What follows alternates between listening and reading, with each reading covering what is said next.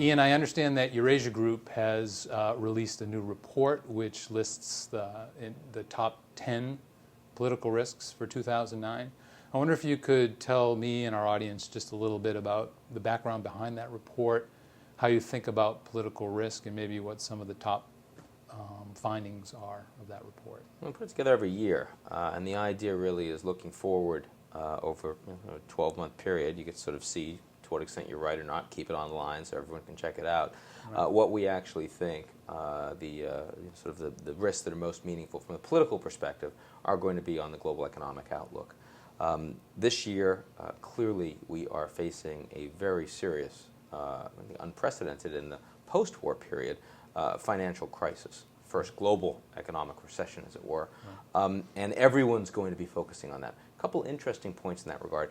First is that geopolitical risks in 2009 are actually greater than they were in 2008. With the exception of Iraq, which is a meaningful exception, most of the other major geopolitical conflicts that are out there are likely to be more fractious, more problematic, but no one is paying attention to them, which means not only will they be significant, but they'll be a surprise. They're likely to have more of an impact when they hit because people weren't prepared.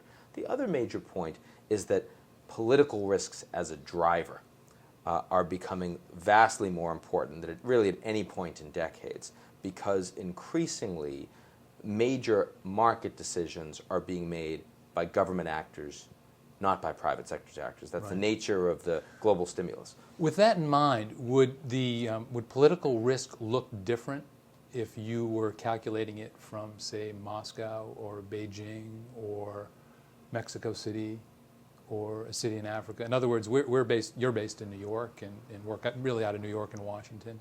But when you think about political risk, in your list of 10 comes from that perspective, do you think the list would look different if you were working from a different perspective, geographically? We try to take it from a global perspective, because although I'm American and we're sitting here in New York with about 100 employees, I think we have about 49 different nationalities represented, languages, backgrounds, countries of origin. So, I mean, at the end of the day, the top risk really is informed by that. But I would say that leaving aside that macro perspective, the top risks from a Moscow perspective, very different from a China perspective. I mean, Mexico globally makes it, on the list. If you're Mr. Putin right now, you're spending absolutely 0% of your time actually worrying about that. That's one of the issues, of course, is that a lot of the actors, and I would say increasingly most of the governmental actors around the world, actually are seeing the world from a more insular, a more regional, and sometimes from a more national perspective. Right. That leads to my next question, which is the top risk that you mentioned is actually the rise of the U.S. Congress as a player politically in the global economic system. Could you say a little bit about why that's a risk and what's behind that? Well, first of all, I could have said the rise of parliaments around the world, the rise of legislative and the branches of government. But the U.S., of course, is the largest global economy. It's the one that has the single greatest impact on the world as a consequence. And we've just entered into a new administration. We now have a new Congress. And the Obama administration is, of course, pretty cohesive from an ideological perspective. It's pretty centrist.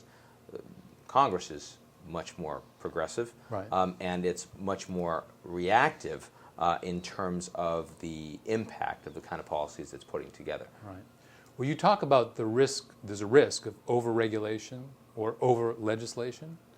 What would be some of the first signs of this as we move into the first weeks and months of the Obama administration? Where would you see, where would we begin to see that in terms of over-legislation or over-regulation? Well, one thing would be simply slow down and of the initiatives on the stimulus package that the Obama administration is trying to put down.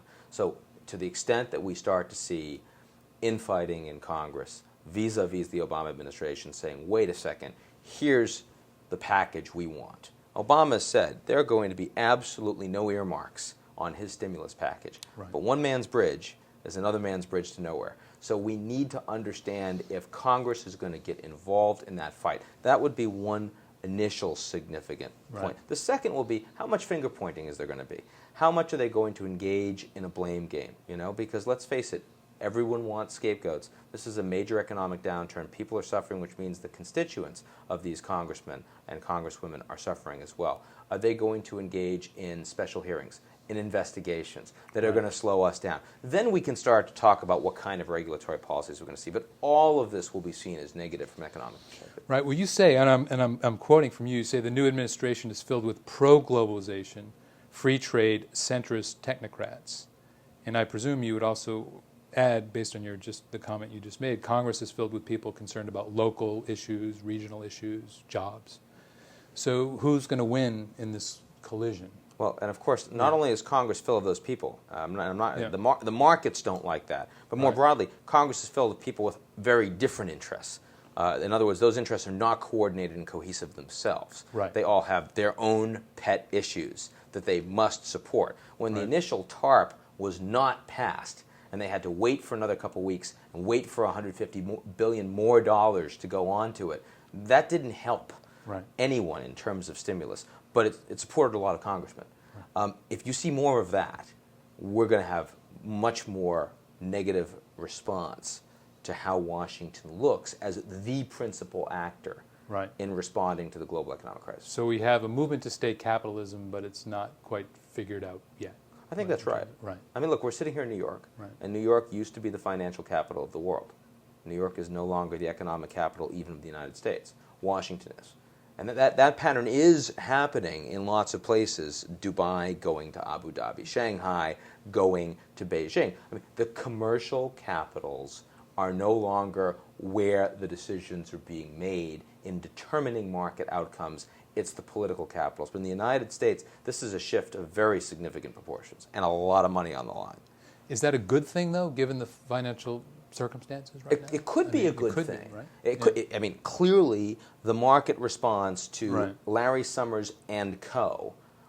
Organizing and orchestrating an Obama administration bailout is considered to be a positive thing.